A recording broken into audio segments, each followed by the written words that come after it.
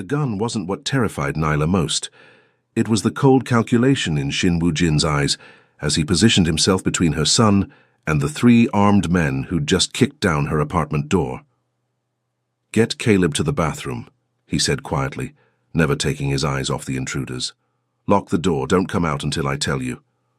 "Woo-jin," she started, voice shaking. "Now, Nyla."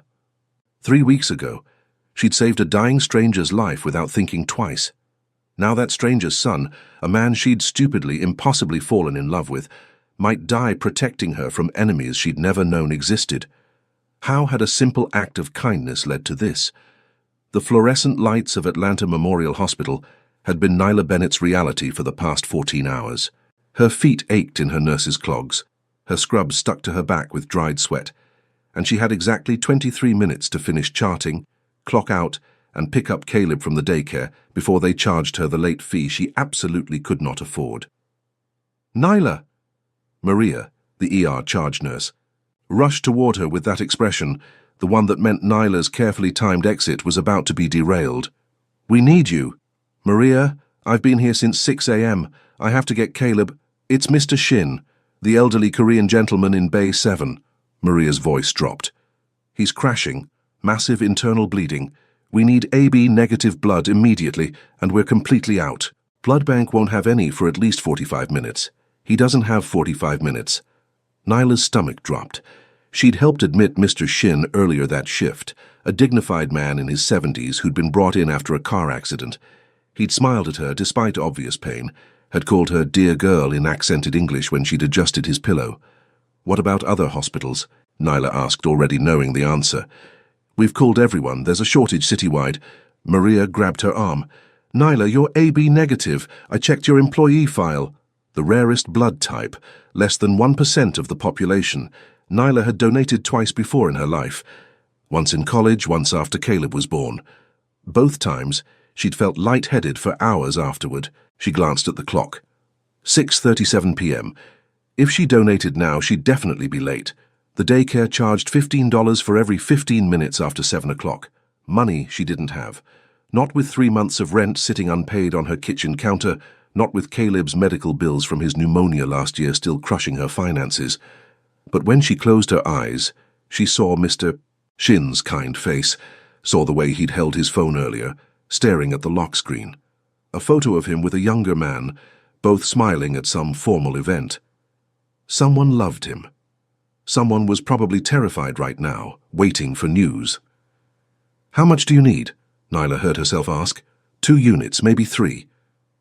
That would leave her weak, possibly dizzy. She'd have to Uber home since she'd be in no condition to take the bus. More money she didn't have, but she was already moving toward the blood donation area. Let's do it. 40 minutes later, Nyla sat in the break room with juice and cookies she was too nauseous to eat, watching the clock tick past 7:15 p.m. $45 in late fees. She wanted to cry. Maria appeared in the doorway, eyes wet. "He's stable. You saved his life, Nyla." The relief that flooded through her made the dizziness worth it.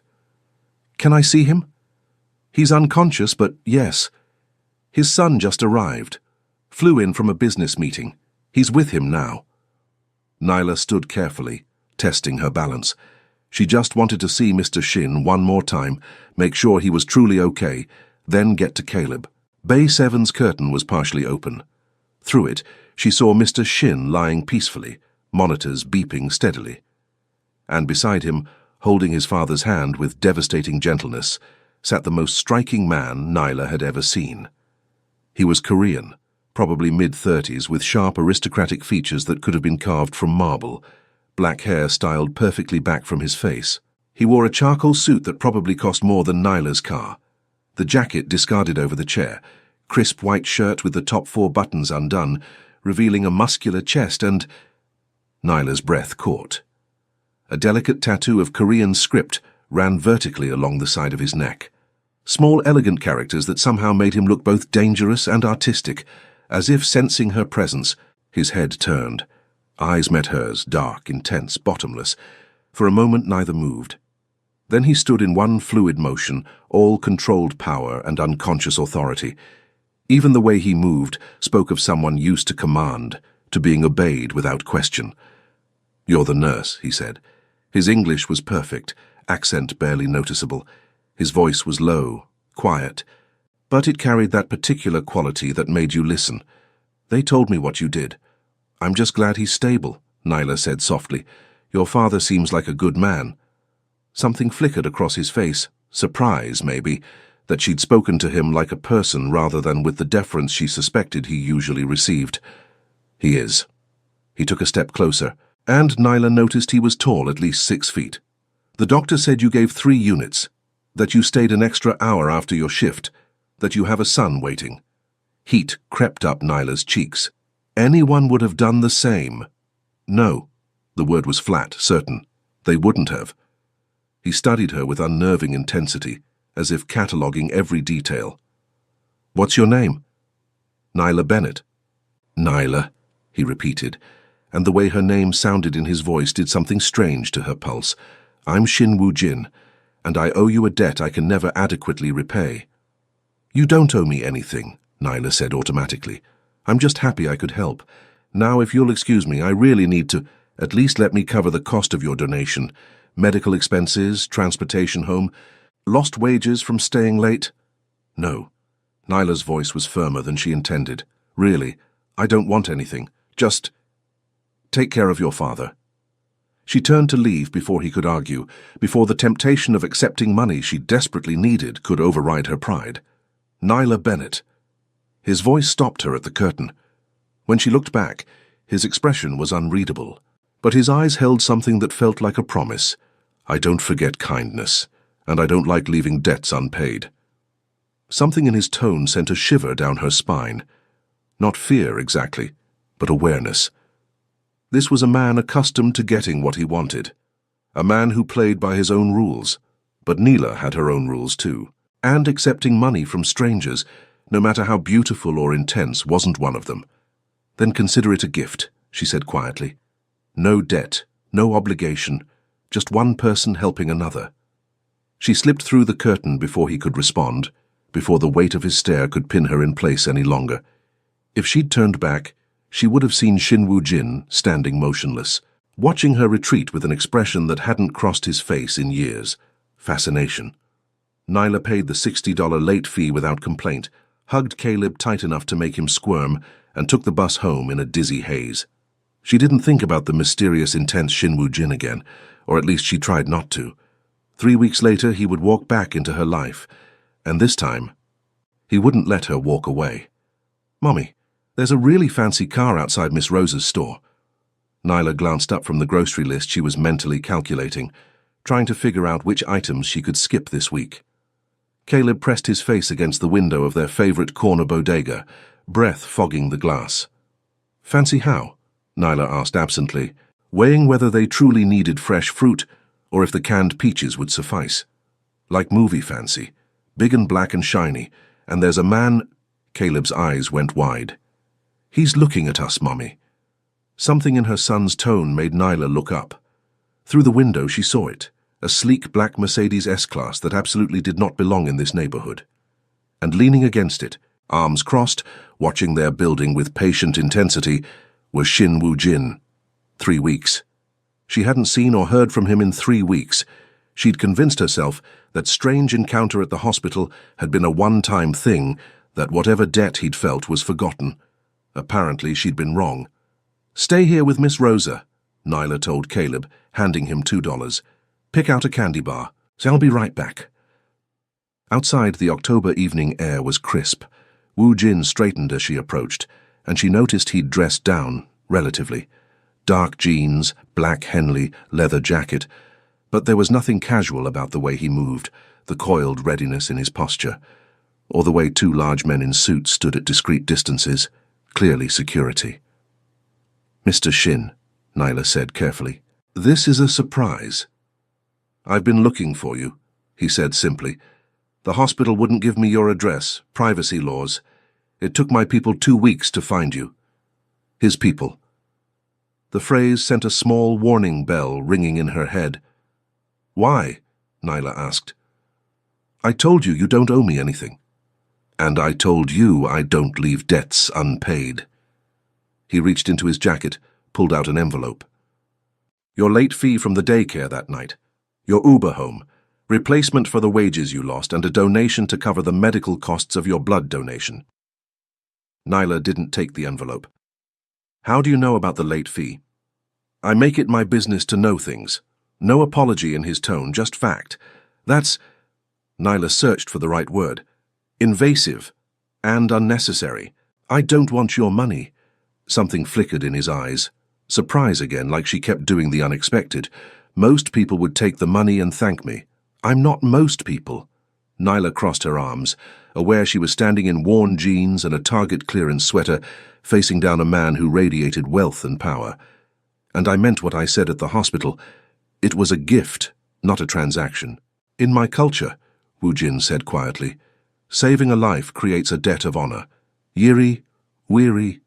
It means loyalty, obligation, a bond that cannot be broken by simply saying, it's fine. Well, in my culture, Nyla countered, we help people because it's the right thing to do, not because we expect payment. For a long moment they stared at each other. Then, impossibly, the corner of his mouth quirked, almost a smile. You're not afraid of me. Should I be? The almost smile faded. Most people are. Why? Nyla asked, though part of her suspected she didn't want the answer. Instead of responding, he glanced at the bodega window where Caleb's face was pressed against the glass, watching them with wide-eyed curiosity. Your son? Yes, Caleb. He's 6, his father. Not in the picture. Nyla's voice went flat. Left when I was pregnant. Haven't heard from him since. Wu Jin's jaw tightened almost imperceptibly. Then you raise him alone. I do fine. I'm sure you do. He studied her with that unnerving intensity again. But fine isn't the same as easy. And I noticed you're 3 months behind on rent. Still paying medical bills from last year, working double shifts most weeks. Stop. Nyla's voice went cold. Stop investigating me. Stop following me. And stop trying to pay me off so you can feel better about yourself. That's not what this is. Then what is it? Wu Jin stepped closer. Close enough that she caught his scent, expensive cologne, something cedar and spice.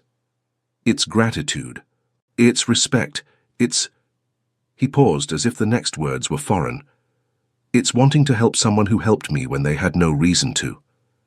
I had a reason, Nyla said softly. Your father needed help. That was reason enough. Most people would have asked what was in it for them first. Then most people are assholes. The laugh that broke from him was surprised, genuine, and it transformed his entire face. For just a second he looked younger, less burdened, almost approachable. Then the moment passed, and the controlled mask slid back into place. Have dinner with me, he said. Nyla blinked. What? Dinner. Tomorrow night. Let me thank you properly. No money, no obligations, just a meal, you and your son. Why would you want to have dinner with us? Because, Wu Jin said, and there was something in his eyes she couldn't quite read. I find myself very curious about the woman who saved my father's life and then walked away like it was nothing. It wasn't nothing, Nyla said. It was the right thing to do, that's all. Exactly. He pulled out a business card, held it toward her. That's why I'd like to know you better. No pressure. Just dinner. Nyla didn't take the card. I don't think that's a good idea. Why not? Because... She gestured at the Mercedes, the security detail, his entire presence. We're from different worlds, and I don't know anything about you except that you have enough money and resources to track down a stranger's address and invade their privacy. That doesn't exactly scream safe dinner companion. Wu Jin was quiet for a moment. Then he tucked the card back into his pocket and pulled out his phone instead. He tapped it a few times, then showed her the screen. It was a photo of him and his father, Mr. Shin awake, smiling, sitting up in what looked like a private hospital room. Healthy color in his cheeks, eyes bright with life. He's recovering well, Wu Jin said softly. The doctors say he'll make a full recovery. Because of you. He asks about you every day. Wants to meet the kind angel who saved him. He said... Wu Jin's voice went rough. He said it's been 20 years since someone helped him without wanting something in return. Nyla's throat tightened. I'm glad he's okay. Come to dinner. Meet him. Let him thank you himself. After that, if you want me to leave you alone, I will. You have my word." It was the emotion in his voice when he spoke about his father, raw, unguarded, that did it. This wasn't about obligation or debt. This was about a son who loved his father, who wanted to give that father peace. "One dinner," Nyla said, "but somewhere casual. Not some fancy restaurant where I'll feel out of place." "Korean barbecue?" Woo-jin suggested. "There's a place in Koreatown my father loves. Family style, casual, excellent food." Caleb's never had Korean food. Then it's time he tried it. That almost smile returned. "Tomorrow, 6 o'clock, I'll send a car. We'll take the bus." "Nyla, bus or no deal," he sighed. But there was amusement in it. "At least let me text you the address." Reluctantly, Nyla pulled out her phone. They exchanged numbers, and she tried to ignore how intimate it felt, giving this stranger access to contact her directly. "Tomorrow," Woo-jin confirmed. "And Neela?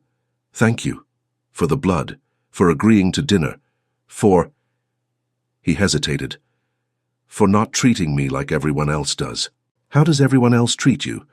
"Like I'm dangerous." "Are you?" Nyla asked bluntly. His eyes held hers.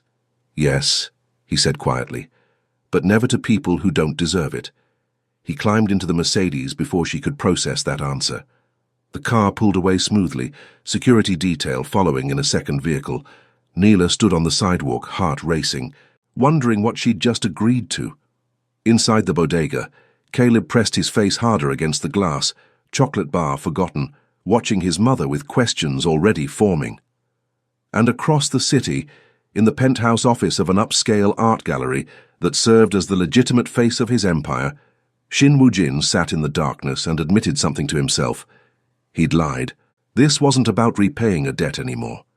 This was about the fact that Neela Bennett, with her fierce pride, gentle strength, and complete lack of fear, had become the most interesting thing in his carefully controlled world.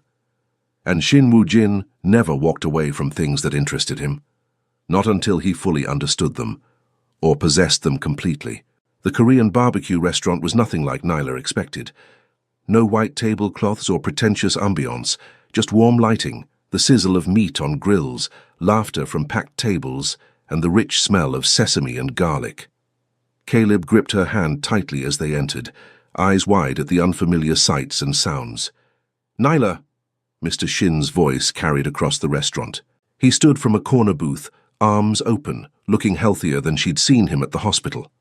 "My dear girl, come, come." Before she could react, the elderly man pulled her into a hug that smelled like expensive cologne and warmth. When he pulled back, his eyes were wet. "You gave me life," he said in accented English, hands on her shoulders. "How can I ever repay such kindness?" "You don't need to—" Nyla started, but he waved her off. My son says you are stubborn about this, independent, proud." He smiled. "Good qualities. But tonight, you let an old man feed you. Yes? No arguments." Behind his father, Woo-jin stood watching the exchange with an expression Neela couldn't quite read. He wore dark jeans and a simple black button-down, the tattoo on his neck visible, sleeves rolled to reveal strong forearms.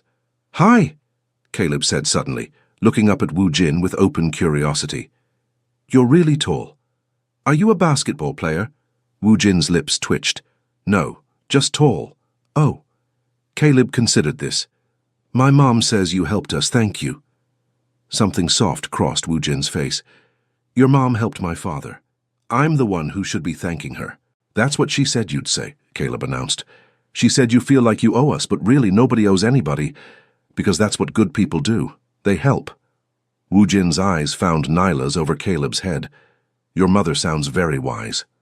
"She is Adi," Caleb agreed seriously, "except when she makes me eat vegetables." Mr. Shin laughed, the sound rich and warm. "Come, sit, we eat.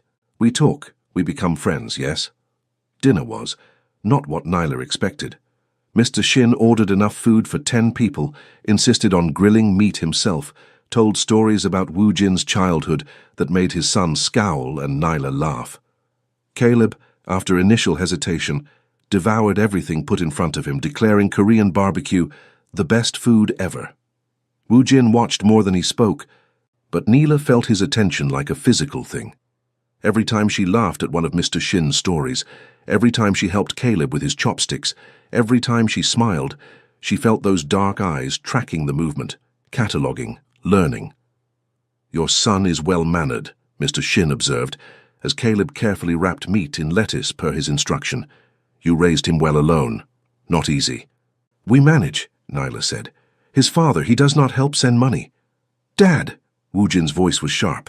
"That's private." "It's okay," Nyla said, though she appreciated Wu Jin's defense. "No, he doesn't. He didn't want to be a father. Made that clear before Caleb was born." Mr. Shin made a disgusted sound. "Foolish man. Throws away family like garbage. In my country, family is everything. You protect them. You sacrifice for them. He stopped, eyes going distant. "You don't leave them." Wu Jin reached over, squeezed his father's hand. A wordless communication passed between them, some old pain, some shared memory. "Well," Mr. Shin said, recovering with visible effort, "now you have us as friends. And friends are family we choose, yes?" Warmth bloomed in Nyla's chest. "Yes," she said softly. The meal continued, but Nyla noticed Wu Jin had gone quiet, watching his father with barely concealed concern. When Mr. Shin excused himself to the restroom, Wu Jin leaned toward her. "He's not as strong as he pretends," he said quietly. "The accident. It took more out of him than he admits. He seems healthy. For now." Wu Jin's jaw tightened. "The doctors want him to rest, reduce stress, but he's stubborn, insists on working on—" He cut himself off. "On what?" "Nothing. Just thank you for tonight. It means more to him than you know, having you here." Before Nyla could respond, Caleb tugged her sleeve. "Mommy, I need the bathroom. I'll take him," Wu Jin offered, standing. "Men's room is this way." Nyla hesitated, but Caleb was already sliding out of the booth, looking up at Wu Jin with trust that made her heart skip. "Okay, thank you." She watched them walk away, the tall, dangerous man adjusting his stride to match the 6-year-old's shorter legs, bending slightly to hear something Caleb said, nodding seriously in response. It did something to her, seeing him gentle with her son. Something dangerous. "He likes you," Nyla startled. Mr. Shin had returned, sliding into the booth across from her with knowing eyes. "Caleb seems to like him too," Nyla said carefully. "Not your son." Mr. Shin smiled. "My son. He likes you. I see the way he looks at you." Heat crept up Nyla's neck. "We just met. Sometimes that's all it takes. One moment, one person, and everything changes." "Mr." Shin leaned forward. "My son is a good man, but he lives in complicated world, dangerous world. You see this, yes?" Nyla's heart started to pound. "I see that he has security detail, that people treat him with fear, almost, that he clearly has resources and power." "He has empire," Mr. Shin said bluntly. "Not all of it clean, not all of it legal, but he has honor. He protects people who cannot protect themselves. He punishes those who deserve punishment. Dad." Wu Jin's voice was cold steel. He stood at the end of the table, Caleb beside him, face carefully blank. "That's enough. She should know—" "I said enough." Wu Jin's eyes blazed, but his hand on Caleb's shoulder remained gentle. "Caleb, can you sit with my father for a moment? I need to talk to your mom. We'll be right there." He pointed to a small alcove near the entrance. Nyla's mouth went dry. She followed him to the alcove, pulse racing. "I'm sorry," Wu Jin said immediately, voice low so nearby diners wouldn't hear. "My father means well, but he shouldn't have—" "Is it true?" Nyla interrupted. "What he implied? About your empire?" Wu Jin was silent for a long moment. Then, "Yes." "What kind of empire?" "The kind that exists in shadows. That deals in things most people don't want to think about. Casinos, import-export, financial services for people who can't use traditional banks, art dealing with questionable provenance." His voice was flat, emotionless. "I run a criminal organization, Nyla.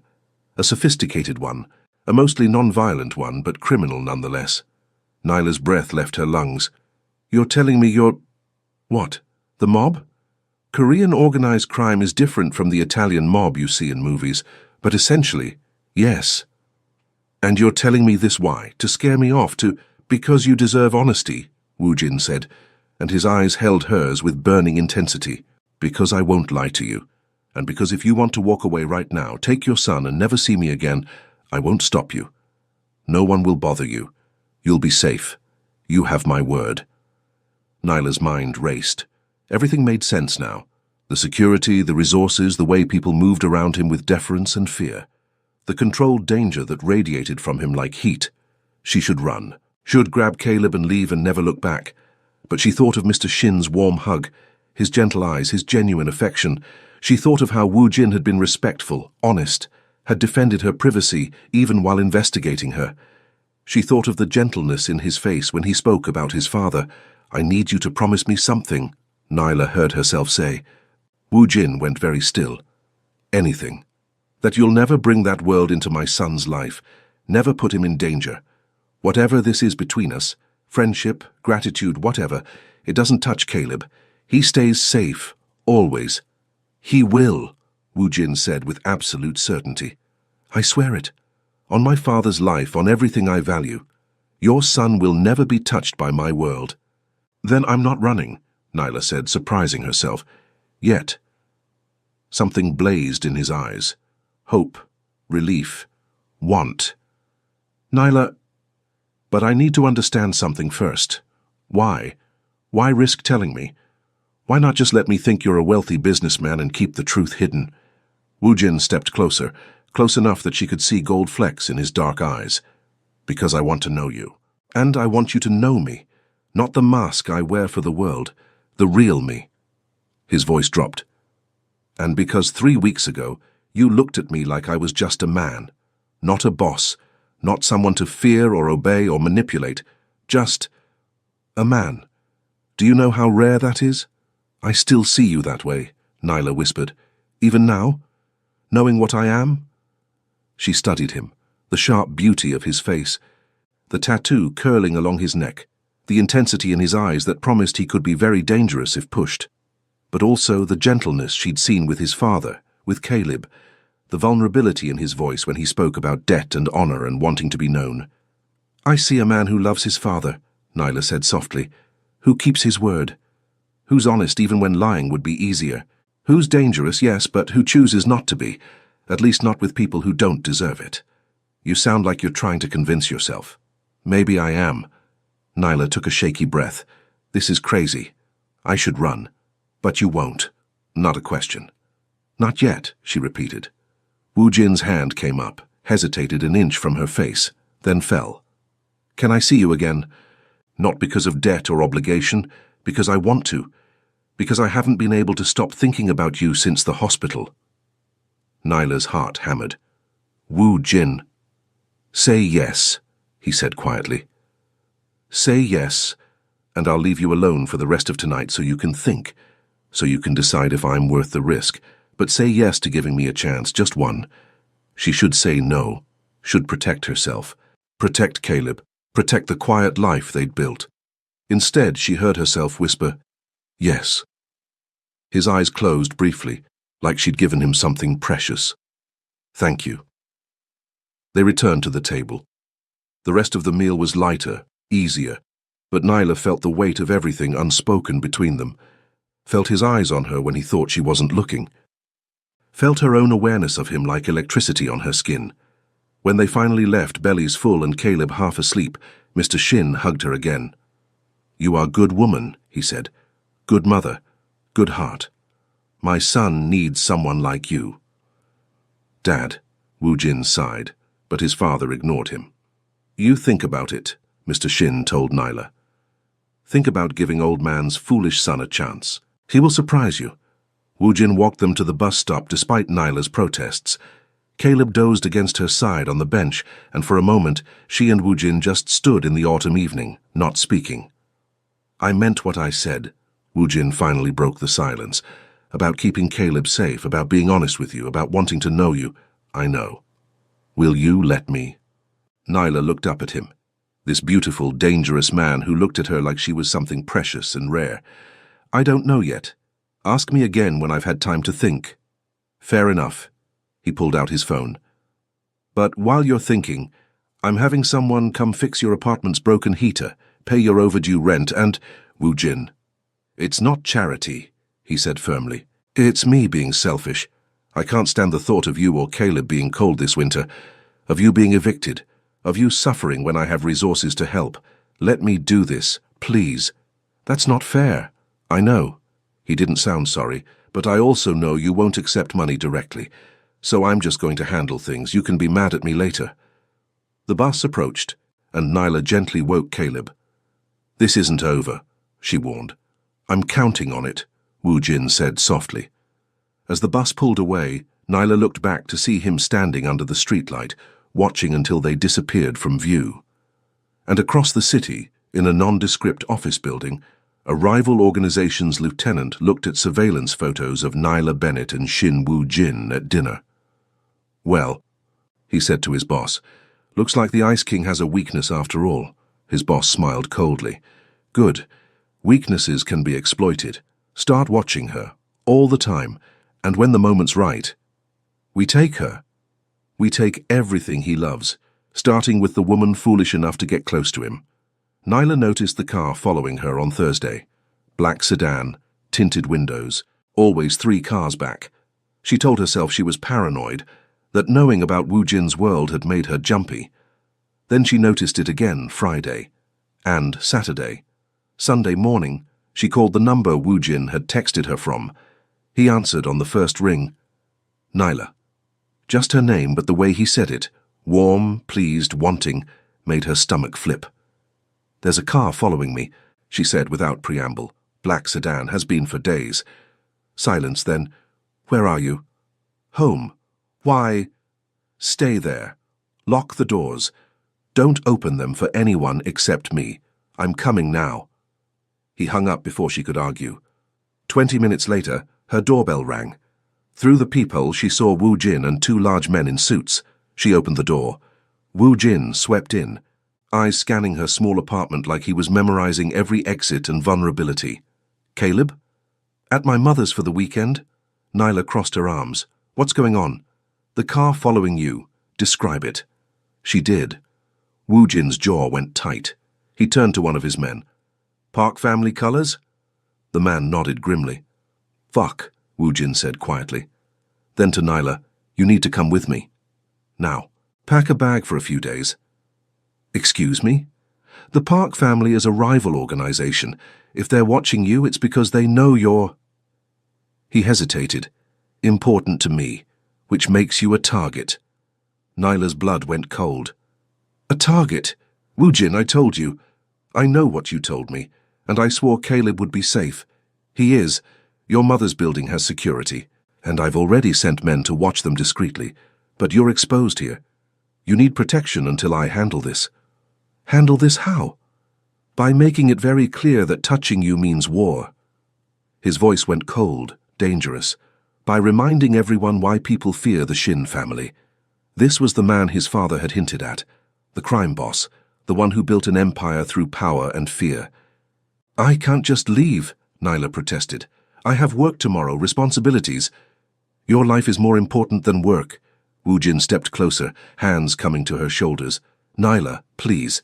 I won't let anything happen to you, but you have to trust me. Come to my home where I can protect you properly just until this is resolved. Your home? It's secure. Gated, guarded, safe. His hands tightened slightly. And I promise, separate rooms, complete respect, no expectations. You'll be a guest under my protection, nothing more unless you want more. Nyla's head spun. This is insane. I know. His eyes held hers. But it's also necessary. Please, Nyla, let me keep you safe. The please did it. This man who commanded criminals, who made people fear him, was asking. Not demanding, asking. 3 days, Nyla said. I'll give you 3 days to handle this. Then I'm going back to my life. Relief flooded his face. 3 days. Thank you. Wu Jin's home was a mansion in Buckhead. Modern architecture, floor-to-ceiling windows, grounds that seemed to stretch forever. Security at the gate, cameras everywhere, men patrolling discreetly. A fortress. Guest room is upstairs, Wu Jin said as they entered the massive foyer. My room is in the east wing. Staff quarters are separate. If you need anything, just ask. Nyla followed him up a sweeping staircase, trying not to gape at the wealth surrounding her. The guest room was bigger than her entire apartment. King bed, sitting area, private bathroom with a tub that could fit 3 people. "I'll let you settle in," Wu Jin said from the doorway. "Dinner's at 7 if you're hungry, otherwise make yourself at home. You're safe here, Nyla, I swear it." He left before she could respond. Nyla sat on the obscenely comfortable bed and called her mother. "Hi, baby," her mom answered. "Caleb's doing great, we're making cookies." "That's good. Listen, Mom, I need you to be careful for a few days. Keep Caleb inside, don't answer the door for strangers. Nyla Marie Bennett, what's going on?" So she explained. Not everything. Not the organized crime part, but enough. A new friend with powerful enemies, precautions, temporary protection. Her mother was silent for a long moment. "This friend, he's the one who sent men to fix your heater? Paid your rent? How did you— I'm your mother, I notice things." A pause. "He's the one from the hospital, isn't he? The son of the man you saved?" "Yes. And he's important to you." It wasn't a question, but Nyla answered anyway. "I don't know yet. Maybe. It's complicated. Baby, are you safe with him?" Nyla thought about Wu Jin's promise, his gentleness with Caleb, the way he'd asked instead of demanded. "Yes, I think I am." "Then I'll keep Caleb here until you give the all clear. But Nyla, be careful. With your heart too, not just your safety." Too late, Nyla thought. I think I'm already falling. Dinner was awkward. Mr. Shin joined them. Apparently he lived in the mansion's west wing, and tried to make conversation, but the tension was thick. After the meal, Wu Jin asked Nyla to walk with him through the gardens. "I'm sorry," he said once they were alone among manicured hedges and soft lighting. "I never wanted you dragged into this, never wanted you afraid." "I'm not afraid," Nyla said, surprising herself. "I'm angry at the people threatening me, at the situation, but not afraid." "You should be afraid. Of me, of my world, of what being close to me means." "Maybe." Nyla stopped walking, turned to face him. "But I'm also tired of always being afraid, of struggling alone, of never accepting help, of never letting anyone close because it might complicate my carefully controlled life. Nyla, you asked me to give you a chance to let you know me. Well, here's what you should know. I'm a single mother with debt and responsibilities, and about 1,000 reasons why getting involved with someone like you is a terrible idea. But I'm also so tired of being alone, of carrying everything myself, of pretending I don't feel this thing between us." Wu Jin had gone completely still. "What thing?" "This," Nyla gestured between them. "The way you look at me, the way I can't stop thinking about you, the way my heart races when you're close, the way I felt when I saw you with Caleb, so gentle and patient, the way you make me want things I have no business wanting." "What do you want?" His voice was rough. "I want to know if your hand is as warm as it looks, if that almost smile you do ever becomes a real one, if you're as dangerous as you seem, or if it's all armor protecting something softer underneath." She took a breath. "I want to know you, Wu Jin. Really know you, even though I know I shouldn't." He closed the distance between them in 2 strides, hands framing her face with devastating gentleness. "You're going to ruin me," he whispered. "Destroy every wall I've built. Make me soft. Make me weak." "Good," Nyla breathed, "because you're ruining me too." His thumb brushed her cheekbone and she shivered. "If I kiss you now, there's no going back. I'll want more. I'll want everything. And I don't share, Nyla. I don't do casual. If you're mine completely." "I don't share either," Nyla said, "and I've never been anyone's, not really." "You want to be mine." The question was soft, vulnerable. "I think I already am." His lips met hers like a promise, gentle at first, testing, tasting, then deeper, hotter, as her hands fisted in his shirt and pulled him closer. He tasted like whiskey and want, kissed like a man who'd been starving and finally found sustenance. When they broke apart, both breathing hard, his forehead rested against hers. "You're not afraid of me," he said wonderingly. "Should I be?" "Yes, because I'm going to fall in love with you, Nyla Bennett, and when I love something, I protect it with everything I have. which means you're never going to be alone again, never going to struggle alone, never going to—" The crack of gunfire shattered the night. Wu Jin had Nyla on the ground and covered with his body before she could scream. More shots from different directions, shouting, running footsteps. "Stay down," Wu Jin ordered, then spoke rapidly in Korean into his phone. Minutes felt like hours. Finally, silence. One of Wu Jin's men appeared. "All clear. 3 shooters. Park family confirmed. They're contained. Casualties. 2 of ours injured. None dead." Wu Jin helped Nyla stand, brushing dirt from her clothes with shaking hands. "Are you hurt?" "No, just scared." Nyla looked at the mansion, the gardens, the evidence of violence. "They came here, to your home. They're sending a message." Wu Jin's voice was ice. "One I'm going to answer very clearly." "How?" His eyes met hers, and she saw the crime boss fully. Cold, calculating, lethal. "By reminding them what happens to people who threaten what's mine." And despite everything, the danger, the violence, the impossible situation, Nyla felt her heart stutter at that word. Mine. She should run. Should take Caleb and disappear. Instead, she took his hand and whispered, "Show me." The war council happened in Wu Jin's study, dark wood, leather furniture, and a tension so thick Nyla could taste it. She sat in the corner, ignored but present, watching. Wu Jin stood at the head of the table, surrounded by his lieutenants. The man she'd seen gentle with Caleb, vulnerable with his father, tender with her, he was gone. In his place was the Ice King his enemies feared. "The Park family declared war the moment they fired on my home," he said, voice arctic. "On my father. On my guest." His eyes found Nyla briefly. "I want every asset we have mobilized, every debt called in, every alliance activated." "Sir," one lieutenant said hesitantly, "if we go to war over a woman, choose your next words very carefully." Wu Jin's tone could have frozen blood. "Because if you're suggesting I should let threats against her stand, you're questioning my leadership. And we both know how I handle insubordination." The man paled. "No, sir, I just meant—" "I know what you meant, and you're wrong. This isn't about a woman. This is about the Parks thinking they can attack my home, my family, and face no consequences. That ends tonight." He leaned forward, hands flat on the table. "Burn their gambling operations, seize their shipments, cut off their money supply. I want them bankrupted by morning." "And Park Jae-sung himself?" another lieutenant asked. "Untouched, for now." Wu Jin's smile was terrible. "I want him to watch his empire crumble, to know it's because he made the mistake of coming for mine. Then, when he's broken and desperate, we'll negotiate his surrender. Strategic, methodical, devastating."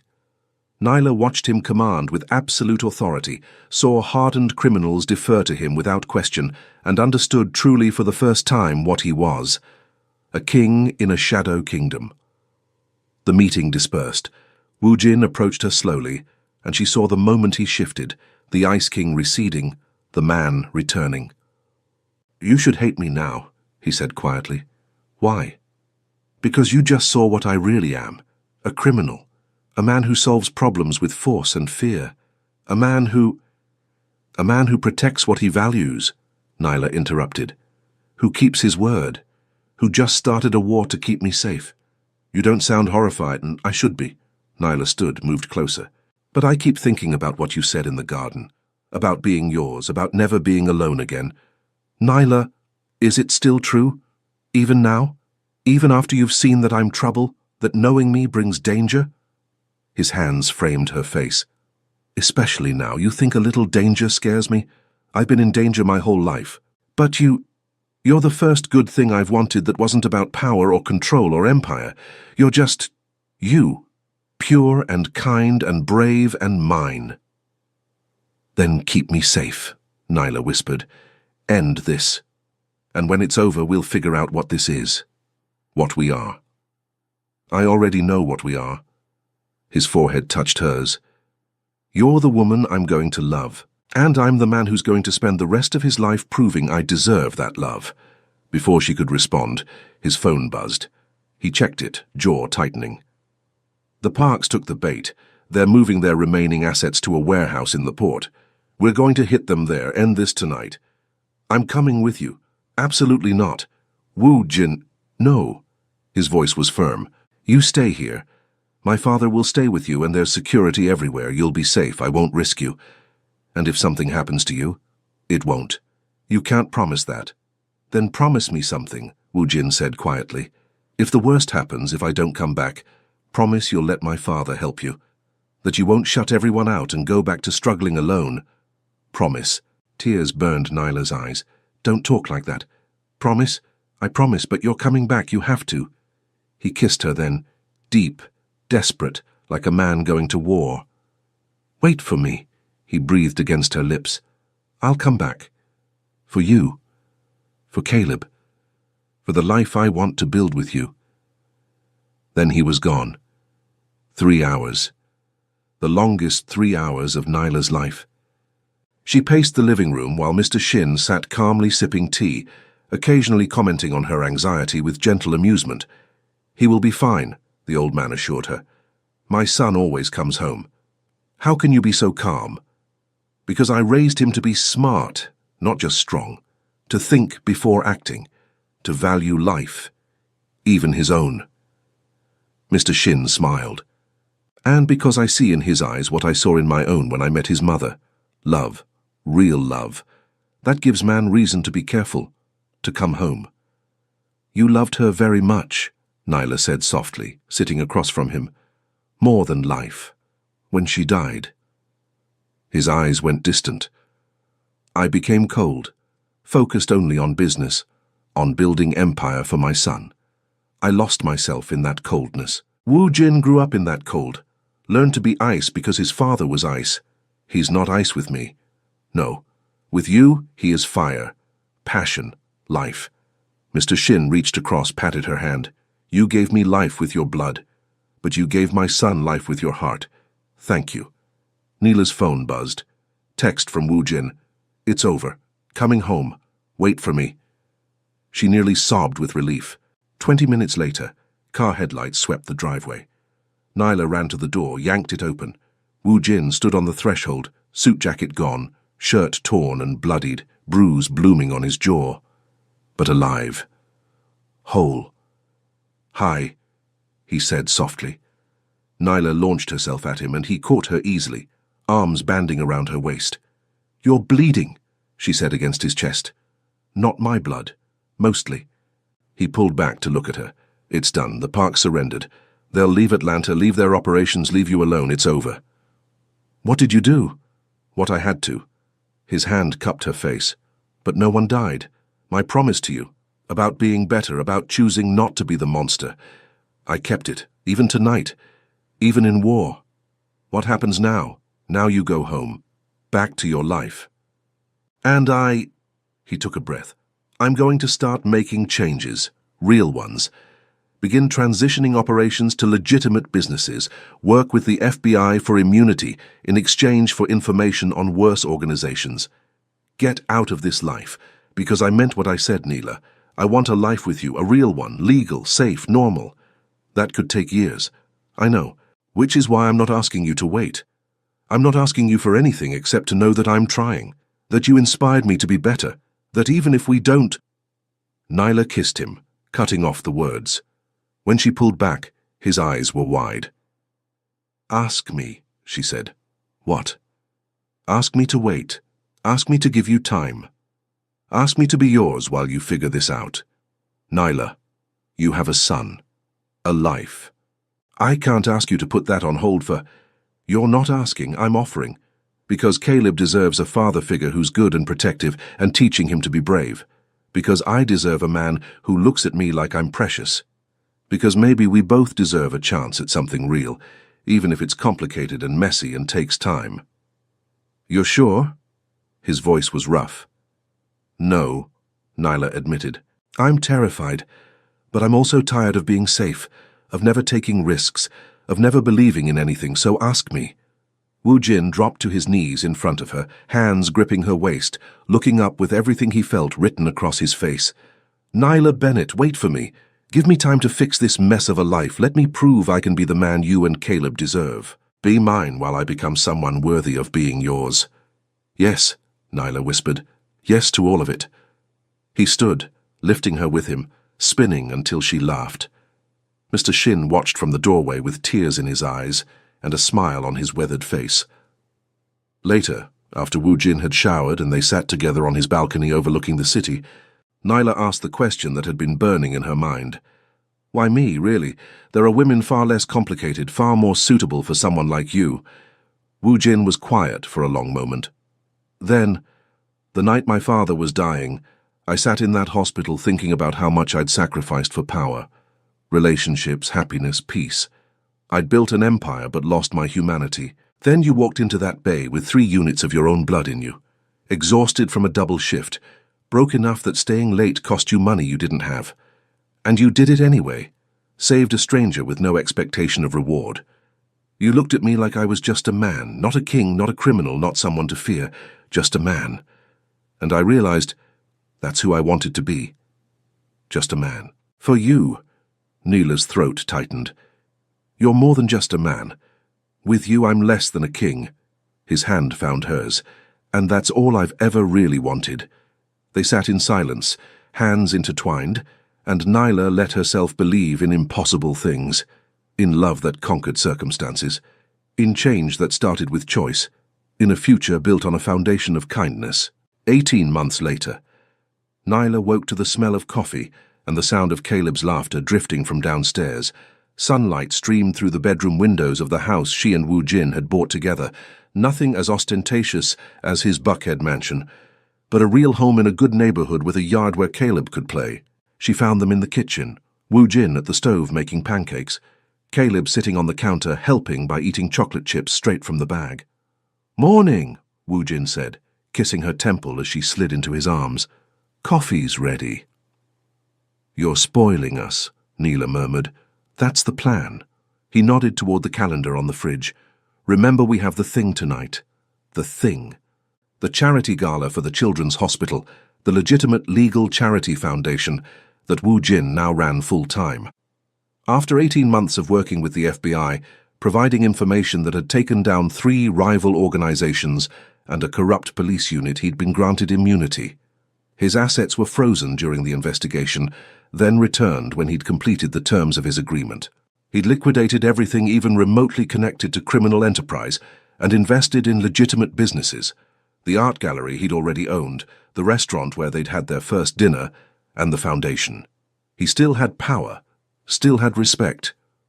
But now it came from philanthropy, not fear. "I remember," Nyla said. "Your dad's picking up Caleb at 6.